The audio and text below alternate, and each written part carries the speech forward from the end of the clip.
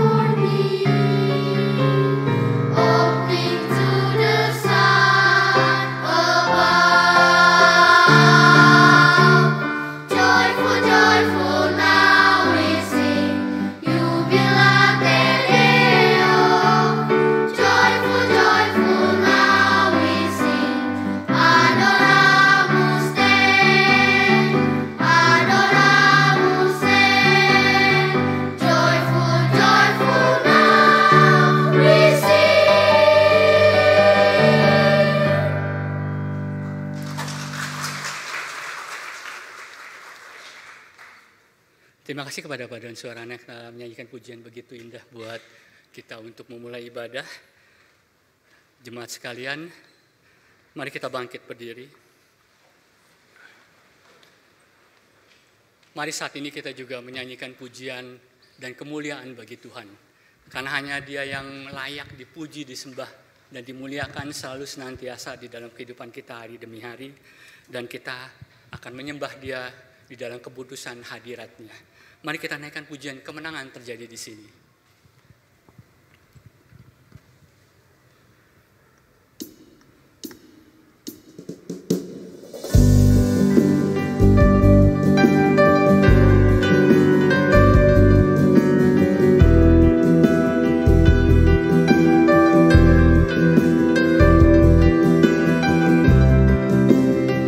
Kita menyatakan kekudusan Tuhan, kita menyembah Tuhan.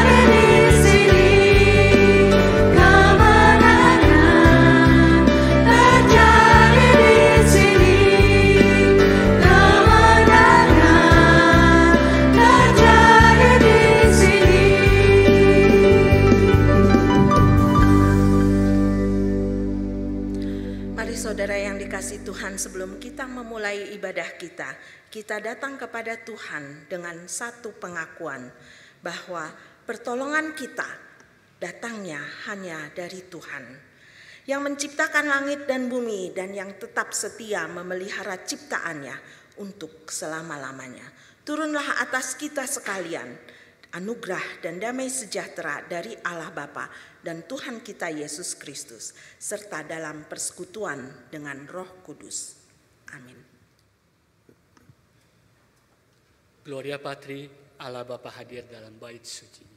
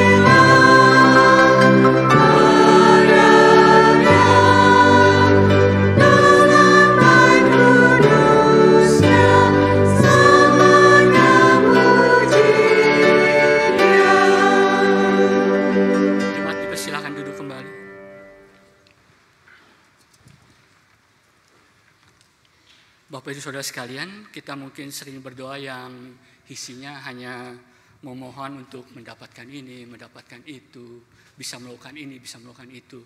Tapi mungkin kita lalai untuk memohon pengakuan, memohon pengampunan atas segala dosa-dosa yang kita lakukan.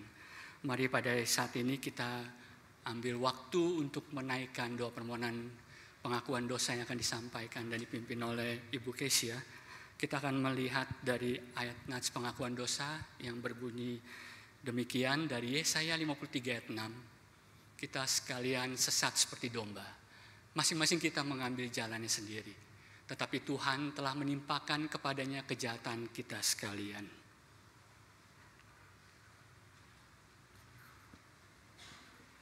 Mari kita berdoa. Kasihanilah kami ya Allah, menurut kasih setiamu, dan hapuskanlah semua pelanggaran kami, karena rahmat-Mu yang sangat besar. Kami sungguh menyadari Tuhan, betapa kami tidak layak, betapa penuh hidup kami dengan pelanggaran-pelanggaran yang kami lakukan, yang kami sadari maupun yang tidak kami sadari. Betapa hidup kami penuh dengan kelemahan-kelemahan. Kami tidak mampu untuk hidup sebagaimana yang Engkau inginkan. Ampuni kami ya Tuhan. Biarlah kasih-Mu yang besar yang luar biasa, menghapuskan semua dosa kami. Bersihkanlah hati kami ya Tuhan, sehingga kami dimampukan untuk hidup sebagaimana yang Kau inginkan.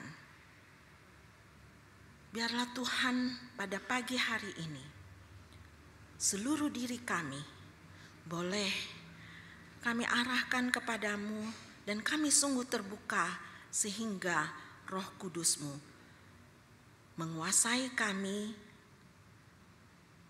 Roh Kudus-Mu mengingatkan kami bahwa hanya karena darah-Mu yang telah tercurah, maka kami pagi ini boleh layak untuk beribadah di hadapan-Mu. Dan biarlah sepenuh diri kami hanya menyembah kepadamu saja. Mari Tuhan, hadirlah di tempat ini, kuasai kami.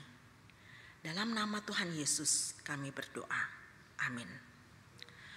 Mari kita menerima berita anugerah yang pagi ini diambil dari 1 Yohanes pasal yang keempat ayat yang ke-10.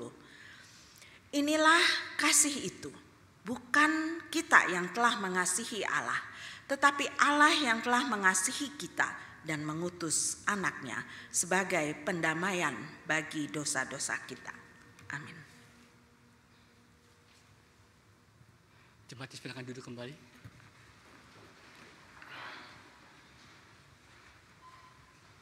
Jemaat sekalian, nats berita anugerah yang barusan kita dengar menyatakan Allah yang mengasihi kita. Memang Allah kita adalah Allah yang begitu besar, yang mengasihi kita dengan kasih-Nya yang begitu besar bagi kita.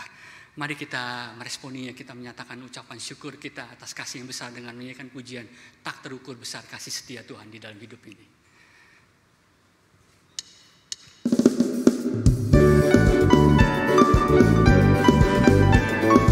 Kasih Tuhan tiada terukur, kasih Tuhan panjang dan lebar.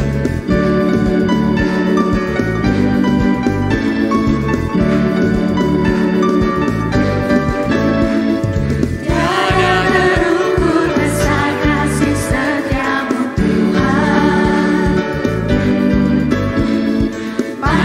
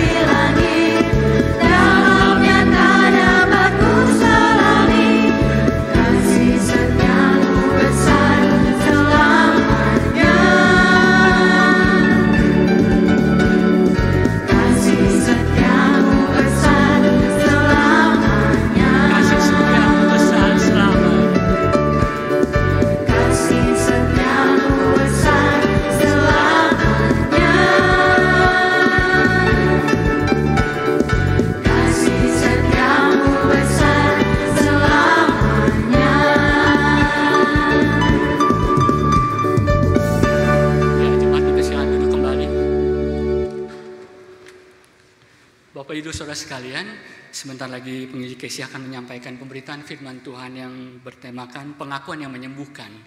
Mari kita kembali memuji Tuhan untuk mempersiapkan hati kita. Kita naikkan pujian, puji Tuhan Allah Maha Kuasa.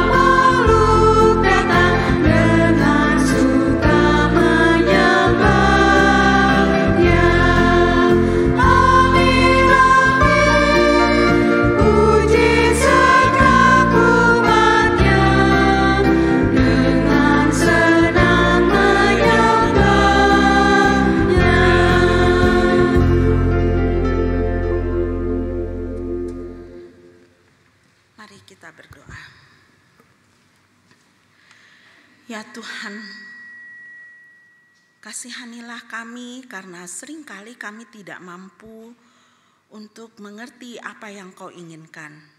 Biarlah pada pagi hari ini kami boleh dipenuhi dengan firman-Mu. Hati kami boleh terbuka dan Kau boleh berkata-kata kepada kami. Biarlah apa yang kami dengar itu boleh kami lakukan di dalam kehidupan kami sehari-hari, sehingga kami boleh berkenan di hadapan-Mu ya Bapa. Kuasai kami dan tolong hamba-Mu yang akan menyampaikan kebenaran firman-Mu. Tolong juga untuk setiap kami yang mendengar pada pagi hari ini, baik yang di rumah maupun di tempat ini. Hanya di dalam nama Tuhan Yesus kami memohonkan ini. Amin. Bapak Ibu Saudara sekalian, kita akan bersama-sama merenungkan satu bagian firman Tuhan yang diambil dari Mazmur yang ke-51. Mazmur 51 ayat 1 sampai yang ke-21. Kita akan membaca bagian ini secara bergantian. Saya ayat yang pertama dan kedua. Ayat yang ketiga sampai ke-21 kita bergantian membacanya, saya yang menjorok keluar, Bapak Ibu Saudara sekalian yang menjorok ke dalam. Mazmur yang ke-51, pengakuan dosa untuk pemimpin biduan, Mazmur Daud. Ketika Nabi Natan datang kepadanya setelah ia menghampiri Betsyeba.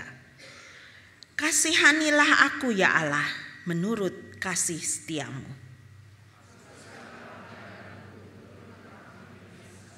Bersihkanlah aku seluruhnya dari kesalahanku. Sebab aku sadar akan pelanggaranku.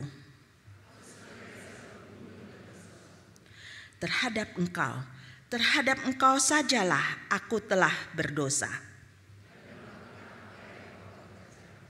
Maka engkau benar dalam keputusanmu. Sesungguhnya dalam kesalahan aku dilahirkan. Sesungguhnya Engkau berkenan akan ketulusan hati. Bersihkanlah aku dari dosaku dengan hisop, maka aku menjadi tahir.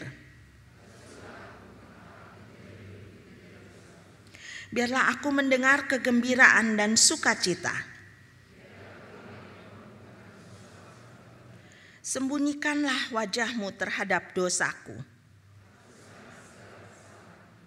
Ciptakanlah hati yang murni padaku, ya Allah. Jangan membuang aku dari hadapan-Mu. Kembalikanlah kepadaku kegembiraan karena karya keselamatan-Mu. Maka aku akan mengajarkan jalan-Mu kepada orang-orang yang melakukan pelanggaran. Lepaskanlah aku dari utang darah.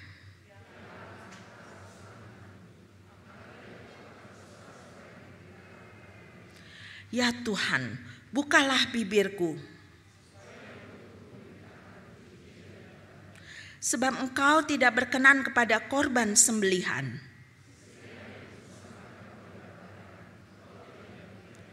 Korban sembelihan kepada Allah ialah jiwa yang hancur.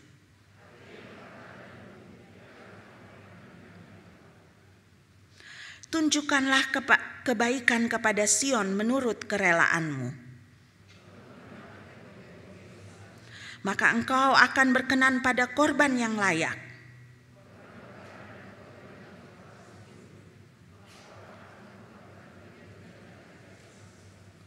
Sekian pembacaan firman Tuhan. Saudara yang dikasihi Tuhan, pada sekitar awal 1980-an, TV-TV di Amerika itu banyak menayangkan khotbah-khotbah agama Kristen. Salah satu pengkhotbah yang sangat terkenal itu adalah Pendeta Jimmy Swaggart. Pendeta ini berasal dari gereja yang kecil, di desa yang kecil, tetapi karena dia sering muncul di TV-TV dan berkhotbah, kemudian dia menjadi pendeta yang sangat terkenal. Hampir seluruh Amerika mengenalnya karena khotbahnya di TV. Mungkin bukan hanya di Amerika, banyak sampai ke negara-negara lain yang mengikuti TV-TV itu bisa mendengar khotbahnya. Kemudian dia bukan hanya menjadi pendeta yang sangat populer, tapi juga sangat kaya. Dia bukan hanya memiliki berkhotbah di TV, tapi kemudian punya perusahaan broadcasting sendiri. Kemudian melebarkan sayapnya menjadi mempunyai penerbit sendiri, penerbit buku, dan salah satu majalah yang terkenal pada saat itu, majalah Kristen The Evangelist, itu diterbitkan oleh perusahaannya. Jadi dari pendeta kecil, pendeta di desa yang tidak terkenal, kemudian berkembang menjadi pendeta yang sangat terkenal dan menjadi sangat kaya. Tetapi di tahun 1987 pendeta ini kemudian dituduh telah berzinah. Berzinah dengan terlihat dia sering mengunjungi motel-motel yang menjadi tempat pelacuran di kota itu. Kemudian 1 tahun kemudian dia muncul di TV-nya dengan berurai air mata. Dia mengakui semua dosanya. Pengakuannya dimulai dengan kalimat I have sinned. Itu diambil dari Mazmur 51 ini. Kemudian Sinode Gereja Sidang Jemaat Allah tempat dia bernaung itu memberi penalti dengan memberhentikan sementara semua pelayanannya, sementara. Tetapi pendeta ini tidak mau menerima penalti itu. Jadi dia akhirnya kemudian mendirikan gereja sendiri. gereja sendiri sehingga dia boleh meneruskan pelayanannya. Tetapi pelayanannya semakin menurun, khotbah di TV masih berlangsung sampai pada akhirnya Oktober 1991 Pendeta Jimmy Swaggart ditangkap oleh polisi di Amerika karena pelanggaran lalu lintas. Dan kemudian polisi itu menemukan di dalam mobilnya ternyata dia bersama seorang perempuan yang bukan istrinya, bersama seorang pelacur. Dan akhirnya semua pelayanan yang telah didirikannya kemudian dilanjutkan oleh anaknya. Dia sama sekali tidak melayani lagi dan kemudian dia menjalani terapi dan konseling. Sebelum menjalani konseling, pendeta ini menulis sebuah artikel di majalahnya yang berjudul God Says It's None of Your Business. Allah mengatakan itu semua bukan urusanmu. Jimmy Swaggart membela dirinya di dalam tulisannya. Dia mengatakan bahwa dia berzina, memang dia berzina, tapi itu tidak merugikan siapapun. Itu semua bukan urusanmu. Saudara, banyak orang yang berpendapat bahwa kalau berdosa dengan melakukan pencurian, korupsi, pembunuhan, atau berbohong, menipu, itu merugikan orang lain. Tapi berzina dengan para pelacur itu tidak merugikan siapapun. Karena dilakukan suka sama suka. Itu adalah transaksi. Jadi mengapa orang lain meributkan dosa itu? Saudara, itu sangat berbeda sekali dengan Daud. Doa pengakuan dosa yang sangat menyentuh di dalam Mazmur 51 itu, Daud tulis setelah ia ditegur oleh Nabi Nathan. Daud seorang raja Israel yang sangat besar ditegur oleh seorang nabi yang biasa-biasa saja. Daud sungguh-sungguh menyesal sehingga dikatakan bahwa Mazmur yang dia tulis ini yang merupakan doa pengakuan dosanya itu sangat menyentuh. Dan dari 7 doa pengakuan dosa yang ada di Mazmur, yang Mazmur 51 ini adalah doa pengakuan dosa yang keempat dan yang merupakan yang paling menyentuh hati. Saudara, setiap orang bisa berdosa, bisa jatuh dalam dosa. Daud, pendeta itu, atau siapapun. Karena memang kita manusia yang penuh kelemahan. Tapi tidak setiap orang bisa dipulihkan kembali. Pengkhotbah TV itu saya tidak pernah mendengar lagi, juga media massa tidak menuliskan bagaimana dia kemudian dipulihkan.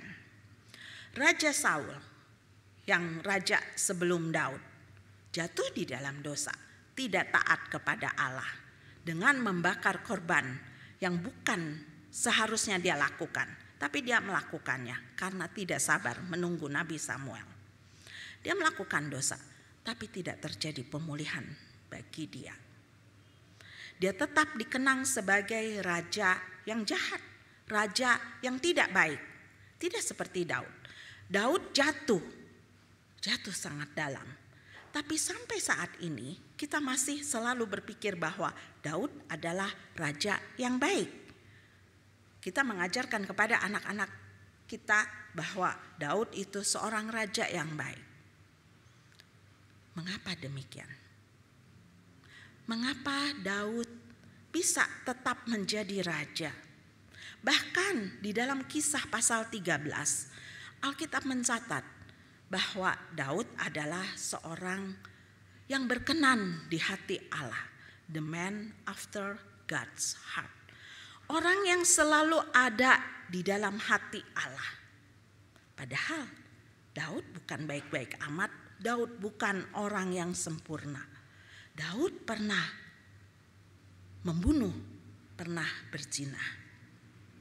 Kenapa? Kemudian dia diberi label, bahkan Allah tetap mengatakan bahwa dia adalah orang yang berkenan baginya. hanya karena pengakuan dosanya. Daud bisa dipulihkan hanya karena dia sungguh-sungguh mengakui dosanya. Kisah kejatuhan Daud itu ditulis di dalam 2 Samuel pasal 11 dan 12. Dan itulah yang melatar belakangi doa pengakuan dosa di dalam Mazmur 51 ini. Daud pada waktu itu sudah menjadi raja yang besar.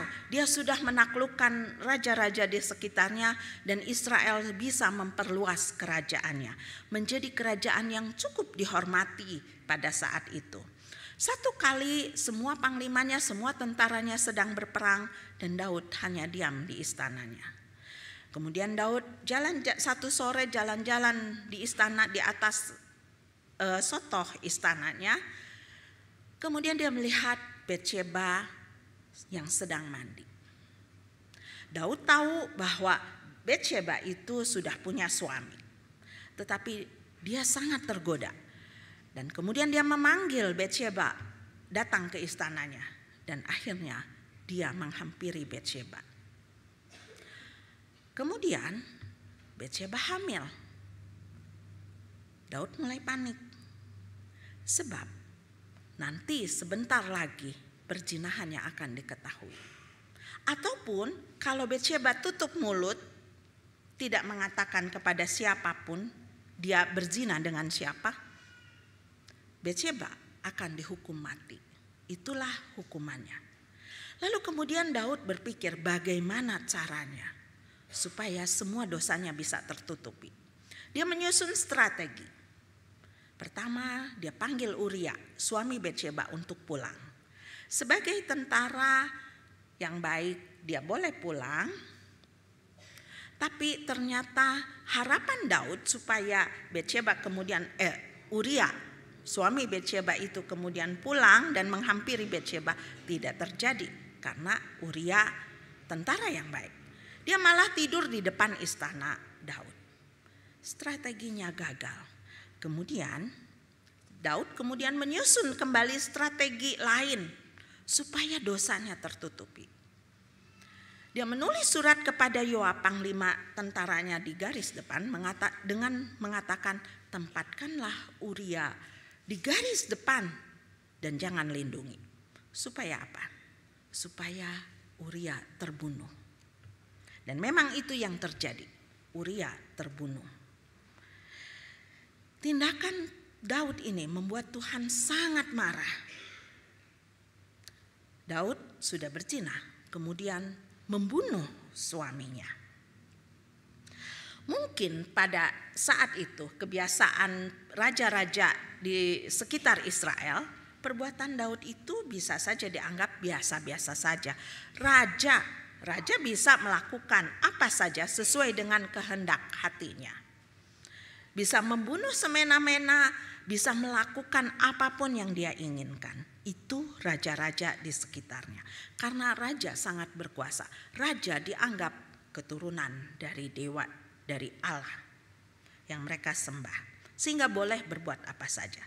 Tetapi kerajaan Israel berbeda dengan kerajaan sekitarnya. Allah lah yang menjadi raja yang sesungguhnya di dalam kerajaan itu. Raja Daud tidak boleh bertindak semena-mena. Karena itu kemudian Nabi Nathan datang untuk menegur Daud. Saya yakin pada saat ketika Nathan mendapat tugas ini, dia sangat gemetar dan ketakutan. Siapa yang berani menegur seorang raja? Tetapi Nabi Nathan taat kepada Allah. Nathan kemudian menceritakan satu perumpamaan sebelum menegur Daud. Dikatakan bahwa ada seorang kaya yang punya banyak kambing dan domba, tidak terhitung. Tetapi tetangganya seorang yang sangat miskin, dia hanya punya satu domba. Dan dombanya itu sangat disayanginya seperti anak perempuannya sendiri. Lalu kemudian orang kaya ini mendapat tamu. Dan seperti kebiasaan pada zaman itu, tamu harus dihormati, harus dijamu. Tapi dia sayang dengan domba-domba miliknya. Jadi dia ambil domba milik orang miskin itu. untuk disembelih dan kemudian dia menjamu tamunya dengan domba itu. Daud mendengar itu sangat marah. Dia katakan, orang kaya itu harus dihukum mati. Dan domba yang diambilnya harus dikembalikan 4 kali lipat. Nathan mengatakan, engkaulah itu. Apa reaksi Daud ketika mendengar ucapan Nathan itu? Daud sama sekali tidak berkelit, tidak menyalahkan atau pura-pura tidak tahu apa yang kulakukan, ataupun dia tidak menyalahkan Batsyeba. Sama sekali tidak. Dia langsung mengakuinya dengan mengatakan, aku sudah berdosa kepada Tuhan. Saudara, Daud seorang yang takut akan Tuhan. Dan dia telah jatuh dalam dosa yang sebenarnya dia sudah berusaha menutupinya sedemikian rupa. Tapi ketika itu dinyatakan dan ia ditegur, ia mau mengakuinya. Dia tidak banyak berdalih, tidak sekalipun menyalahkan siapapun. Tidak menyalahkan istananya lah yang kenapa terbuka, tidak menyalahkan Batsyeba lah yang kenapa mandi dan kemudian terlihat oleh dia. Sama sekali dia tidak mencari kambing hitam. Daud langsung mengakuinya. Daud mengakui bahwa ia berdosa. Dan ia dilahirkan sebagai manusia yang berdosa. Itu kita lihat di ayat yang ke-7. Tapi dia sama sekali tidak membela diri karena keberdosaannya. Aku memang manusia lemah, aku dilahirkan dalam dosa, makanya aku jatuh. Sama sekali dia tidak menyalahkan siapapun. Saudara, tidak mudah bagi kita untuk mengakui dosa dan kesalahan kita. Sekalipun mungkin secara ritual kita terbiasa setiap minggu ketika beribadah kita berdoa pengakuan dosa sebelum kita mulai ibadah kita. Tapi ketika kesalahan kita, kelemahan kita, ketidakmampuan kita dinyatakan, ditegur orang, seringkali kita tidak bisa menerimanya. Mungkin seringkali kita berkata, gara-gara masa laluku, aku dibesarkan dalam keadaan seperti itu, maka aku saat ini seperti ini. Maka sekarang aku lemah, aku tidak mampu. Gara-gara latar belakang keluargaku, gara-gara semua orang di luar dirinya. Sulit sekali bagi kita untuk mengakui kelemahan, ketidakmampuan kita. Dan itu sangat dibutuhkan kerendahan hati untuk kita mengakui bahwa memang saya manusia berdosa. Saya yang melakukan perbuatan itu, saya yang tidak mampu. Contoh yang paling sering terjadi adalah bagi kita seperti orang-orang tua biasanya. Kalau anak kita yang ketika masih kecil itu belajar berjalan.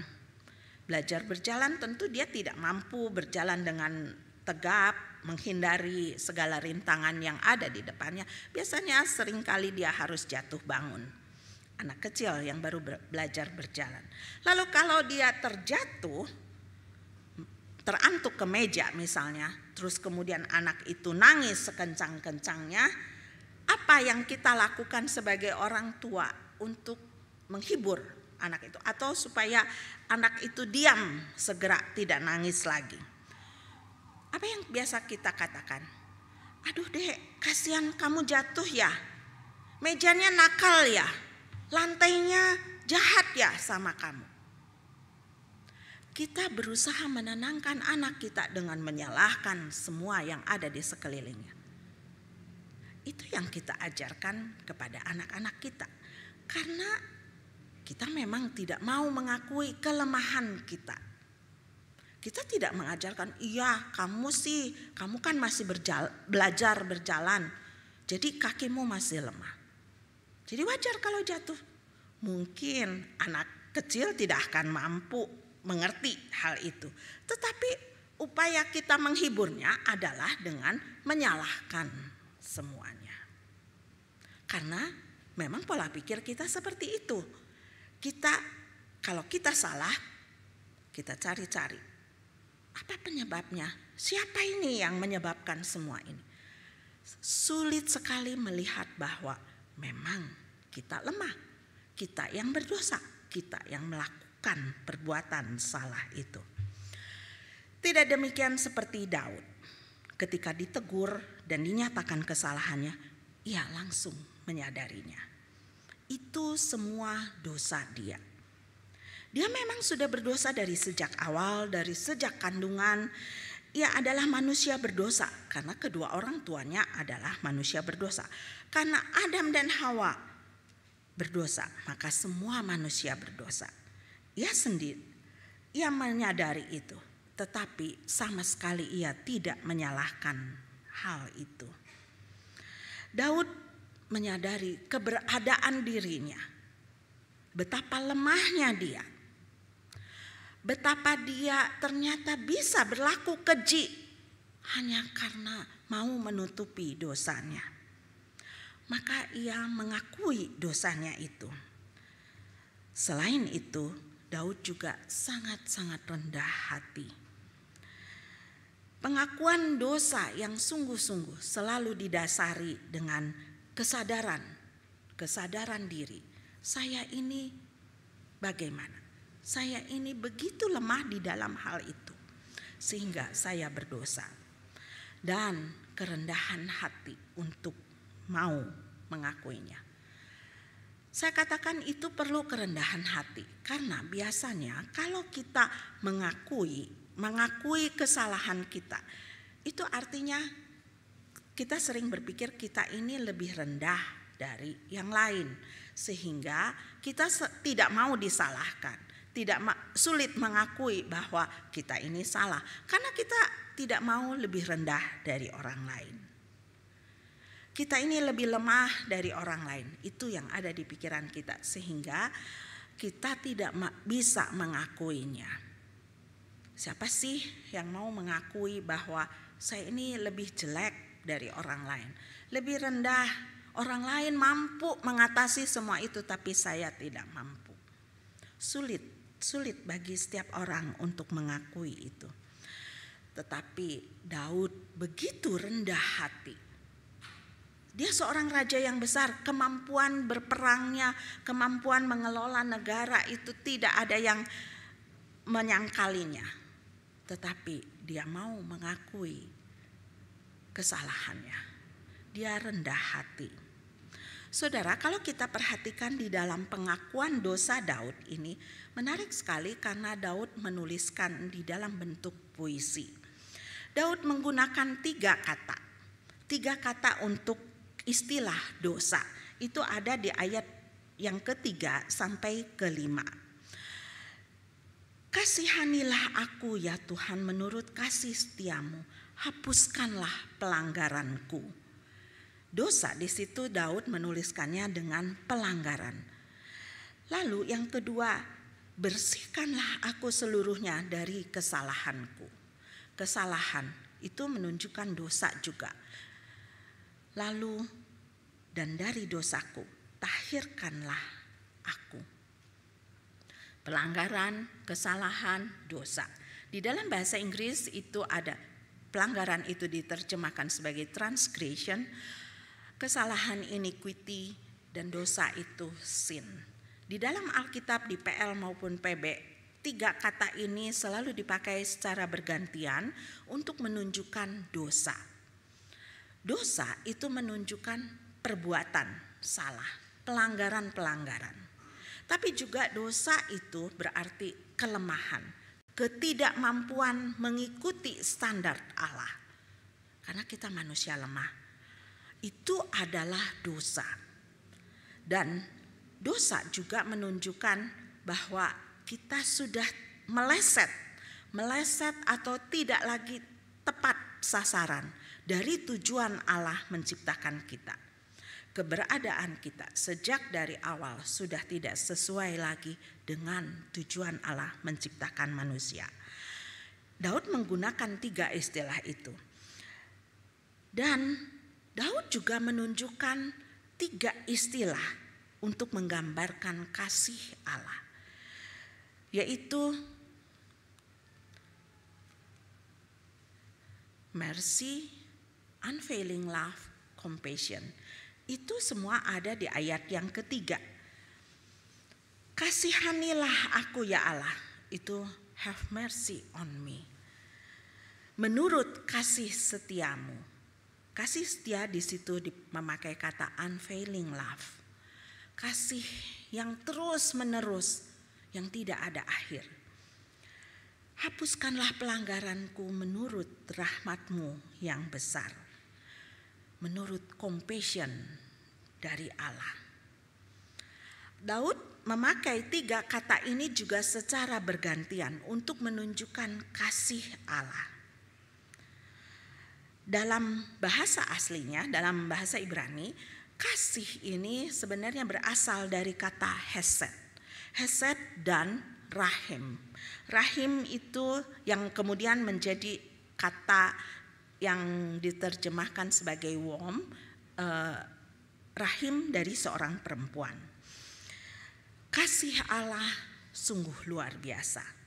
Sangat sulit diterjemahkan dengan kata-kata. Karena ada penafsir yang mengatakan kata-kata kita tidak mampu melukiskan betapa besar kasih Allah.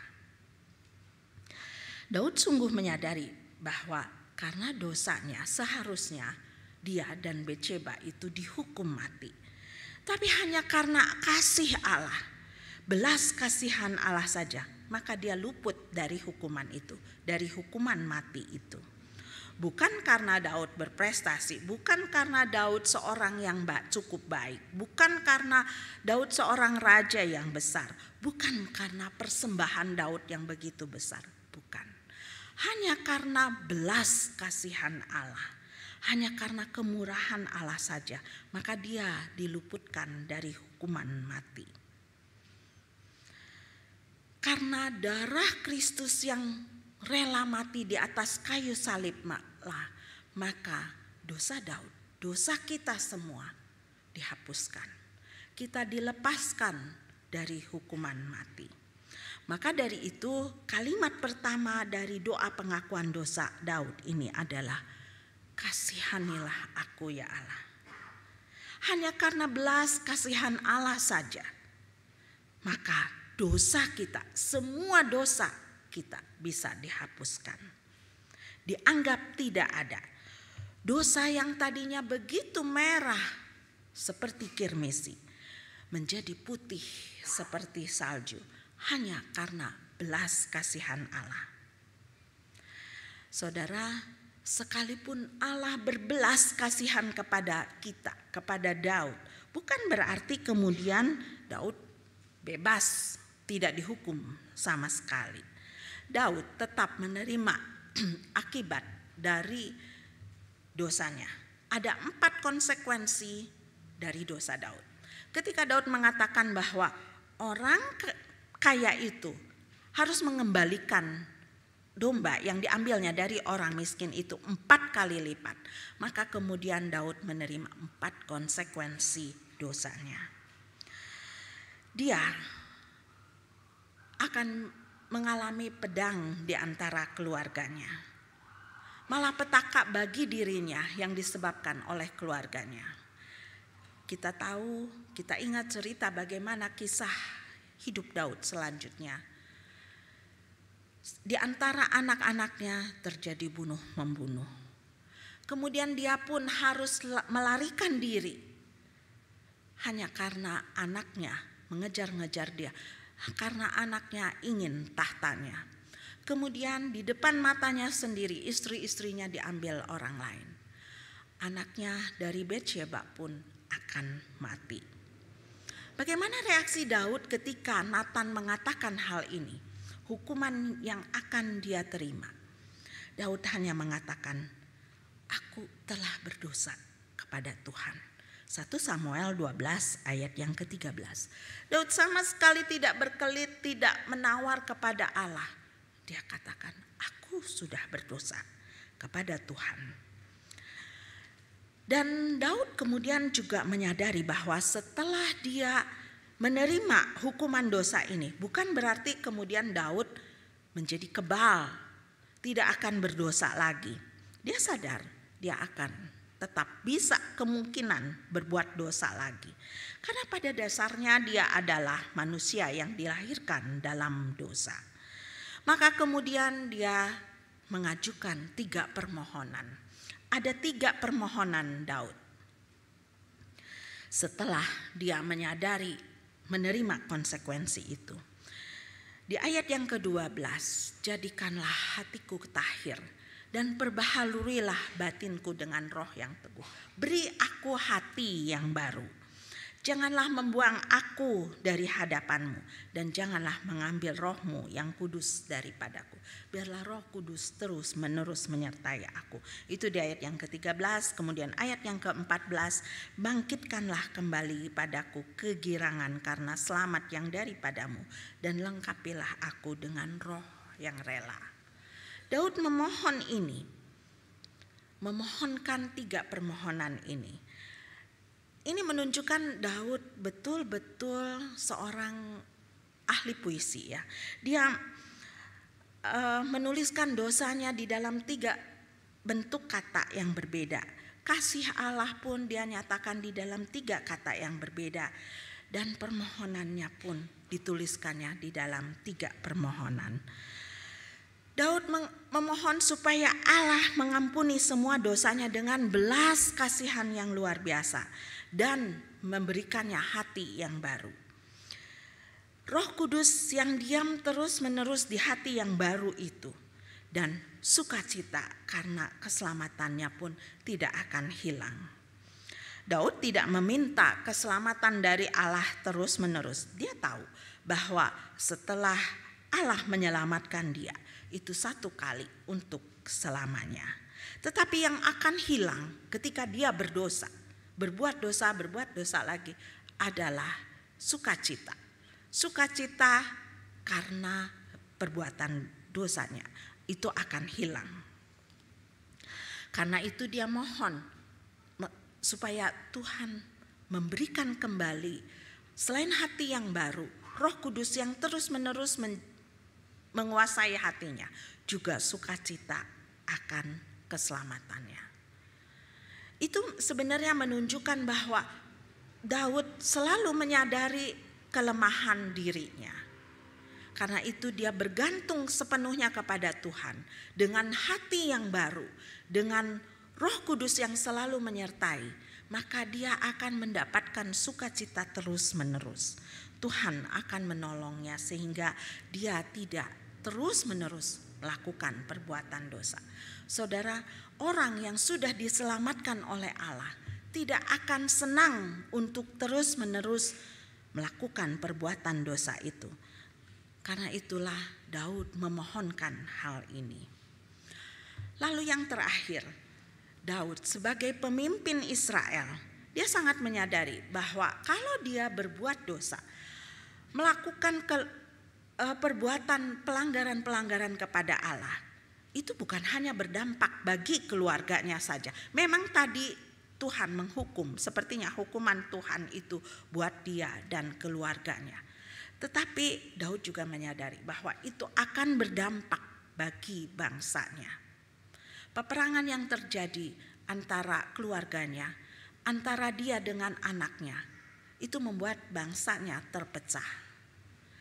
Makanya kemudian Daud menutup doa pengakuan dosanya dengan permohonan kepada Allah. Tunjukkanlah kebaikan kepada Sion menurut kerelaan. Daud menyadari bahwa bangsanya pun akan berdampak. Karena itulah dia menutup doa pengakuan dosanya dengan memohon kebaikan Tuhan bagi Yerusalem. Daud seorang pemimpin yang jatuh dan dia sadar dia bisa jatuh lagi. Tapi dia mengakui kelemahannya dan dia juga berdoa bagi bangsanya.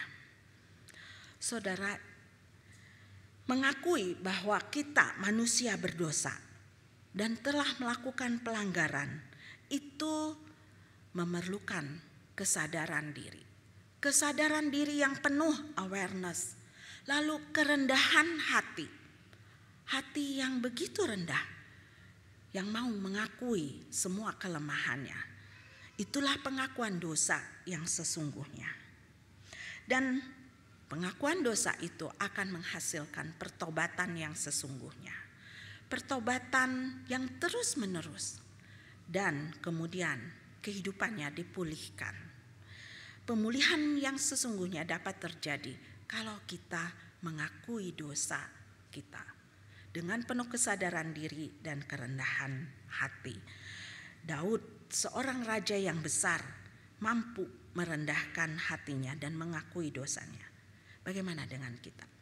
Jangan bilang bahwa kita tidak berdosa seperti Daud. Memang kita bukan seorang raja, tidak berkuasa seperti Daud, tapi kita tidak jatuh sedalam Daud. Mungkin memang kita tidak berzina, kita tidak membunuh. Tetapi saudara bisa mengatakan, saya tidak pernah membenci orang. Apakah saudara bisa mengatakan, saya tidak pernah menduakan Tuhan? Saya hanya mengutamakan Tuhan di dalam hidup kita. Apakah kita bisa seperti itu? Kita tidak mampu, selalu tidak mampu untuk hidup sesuai dengan standar Tuhan. Mari kita belajar untuk merendahkan hati kita dan mengakui semua dosa, pelanggaran dan kesalahan kita. Sehingga kita mendapat pengampunan dan sukacita karena keselamatan kita tidak akan hilang. Kita dipulihkan. Mari kita berdoa.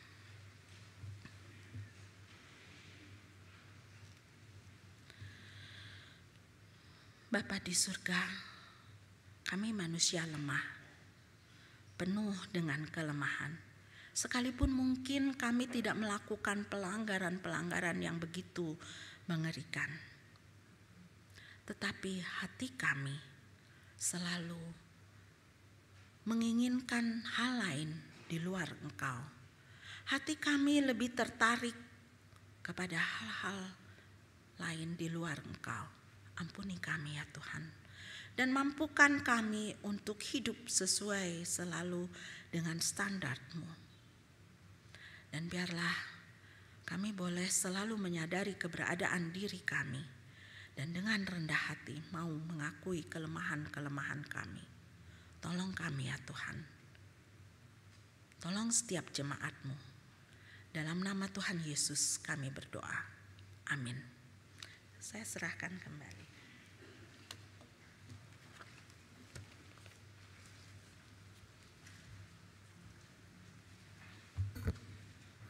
Terima kasih kepada penginjil Kesia yang telah menyampaikan pemberitaan firman Tuhan.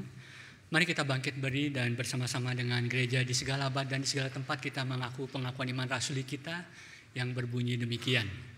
Aku percaya kepada Allah, Bapa yang Maha Kuasa, Khalik langit dan bumi, dan kepada Yesus Kristus anaknya yang tunggal Tuhan kita, yang dikandung dari Roh Kudus, lahir dari anak darah Maria, yang menderita sengsara di bawah pemerintahan Pontius Pilatus, disalibkan, mati dan dikuburkan, turun ke dalam kerajaan maut, pada hari yang ketiga bangkit pula dari antara orang mati, naik ke surga, duduk di sebelah kanan Allah, Bapa yang Maha Kuasa.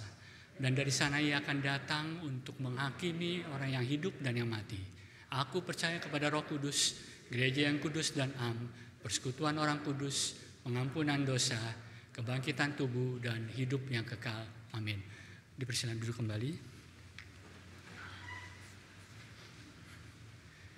Bapak Ibu Saudara sekalian, saat ini kita akan memberikan persembahan yang terbaik bagi Tuhan. Kita dapat memberikannya dengan memasukkannya ke dalam amplop yang tersedia di kursi, atau men-scan kris yang ada di belakang amplop, atau mentransfernya juga yang di nomor rekening yang ada di layar, dan kita bisa memberikan yang terbaik buat Tuhan. Mari kita menyanyikan pujian Apalah Arti Ibadah.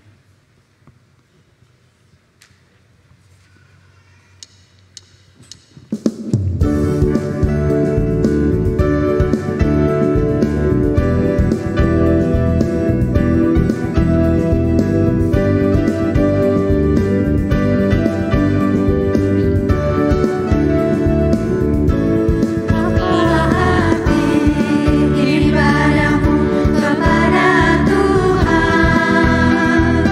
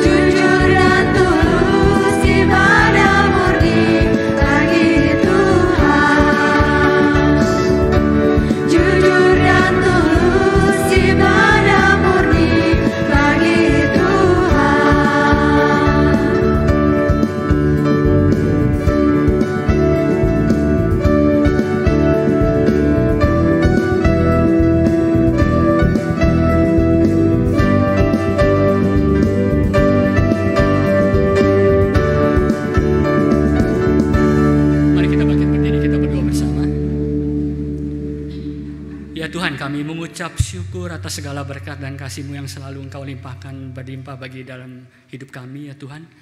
Dan pada siang hari ini Engkau memberikan kesempatan kepada kami untuk boleh memberikan persembahan. Kiranya Engkau berkenan atas persembahan kami ini ya Tuhan. Kiranya Engkau berkenan atas persembahan hidup kami ya Tuhan. Kami mengucap syukur atas segala-galanya. Kiranya Engkau juga yang memberkati setiap persembahan yang kami berikan, agar boleh juga menjadi saluran berkat bagi sesama kami ya Tuhan. Di dalam nama Tuhan Yesus kami berdoa dan bersyukur. Amin.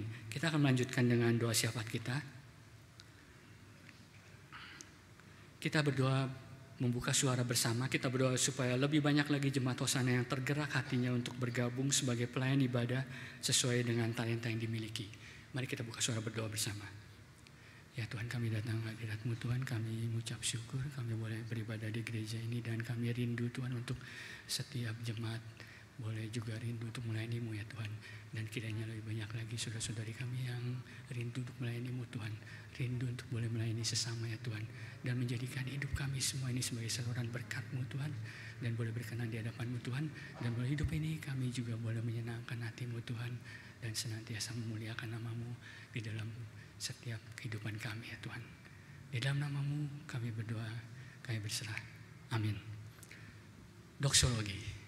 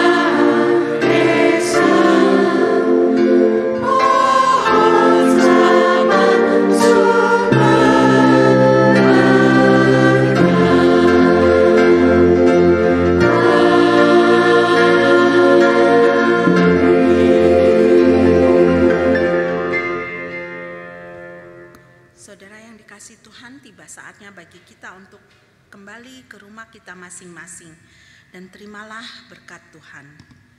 Kiranya kasih karunia dari Tuhan kita dan kasih Allah Bapa dan persekutuan dengan Roh Kudus menyertai kita dari sekarang sampai selama-lamanya. Amin.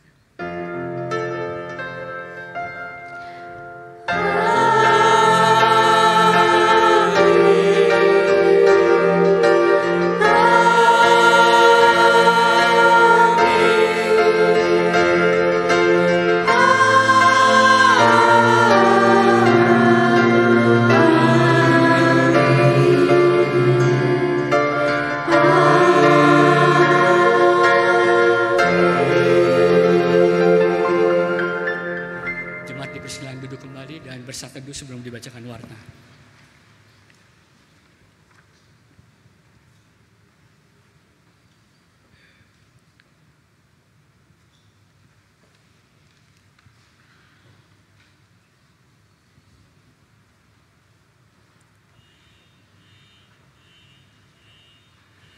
Amin. Ya, jemaat sekalian, kita jangan meninggalkan ruang ibadah sebelum warta selesai dibacakan, karena ibadah belum selesai sebelum warta selesai dibacakan. Yang pertama, kita akan mengucap syukur karena kemarin telah diadakan sakramen baptisan kudus khusus untuk Ibu Yo Kim Chi, umur 81 tahun, yang dilayani oleh Pendeta Chandra Gunawan. Mohon dukungan doa jemaat bagi pertumbuhan iman beliau. Dan kemudian yang kedua, berita hamba Tuhan, yaitu penginjil Kesia akan mengambil cuti pelayanan pada tanggal 13 sampai 22 Juni. Mohon jemaat mendukung di dalam doa.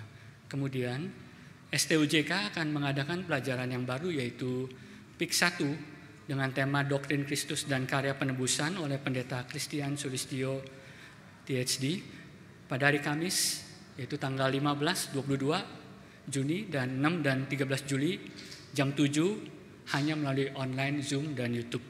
Dan kemudian pada hari Rabunya akan diadakan PIK 2 yaitu Teologi Ibadah Kristen oleh penginjil Teddy pada hari Rabu tanggal 14 dan 21 Juni, kemudian 5 dan 12 Juli jam 7 on-site di sini dan juga online melalui Zoom dan YouTube. Kelas PIK 2 ini diwajibkan bagi seluruh penata layanan ibadah di GKM Musana. Harap jemaat mengikuti dan menyebarkan informasi ini. Yang terakhir mengenai retreat remaja yang akan diadakan pada tanggal 4 sampai 6 Juli, berangkat dari gereja jam 9 pagi hari Selasanya, tempatnya di Lembah Bougainville, Lembang. Harap jemaat yang memiliki putra-putri remaja untuk bisa mendukung dan mendorong untuk mengikuti retreat remaja ini. Demikian ibadah kita pada siang hari ini. Tetap semangat, tetap di dalam Tuhan. Tuhan memberkati.